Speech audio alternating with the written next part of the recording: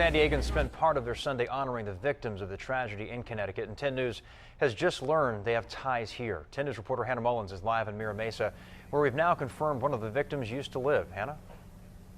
Well, 6-year-old Aviella Richmond lived here until she transferred to Sandy Hook last year. Now, we've asked around. Neighbors aren't yet ready to talk, but San Diegans have already come out in a huge show of support for some of the victims. In fact, we were at St. Paul's Cathedral in Balboa Park earlier today. They didn't even realize there were ties to one of the victims, and we want to show you what was there because it was a wonderful ceremony as they went to support what they thought was a complete stranger. This is the sweet young face of Aviella Richmond, one of many the country is mourning the loss of. We spent the morning with people honoring the victims as though they were San Diego's own, without knowing Aviella really was. Parents at St. Paul's Cathedral held their children closely as they prayed for those who will never again be able to. The Reverend Canon Allison Thomas seemed to lead the service with a full but aching heart. Jesus looks down on this and just weeps.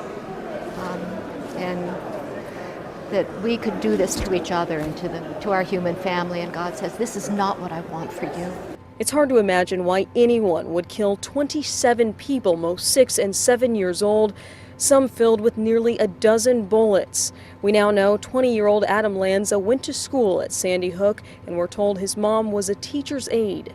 God wants us to be in the midst of what's painful and what's ugly, and to try and bring some hope while at the same time acknowledging the sadness. Which is why they rang the bell 28 times for the 27 victims and their killer. But to feel that and to be able to mourn this experience that we're all going through together as a country, it was really a beautiful moment. A beautiful moment for these beautiful children like Emil and Aviella. You know, it's a combination of sorrow and sadness and also hope that God is with us and that somehow we're going to learn from these incidents and finally say enough. And we have learned Aviella's funeral is set for this Tuesday. In the meantime, San Diegans continue to seem to be building a stronger sense of community in the face of this tragedy. We're live in Mira Mesa. Hannah Mullins, 10 News.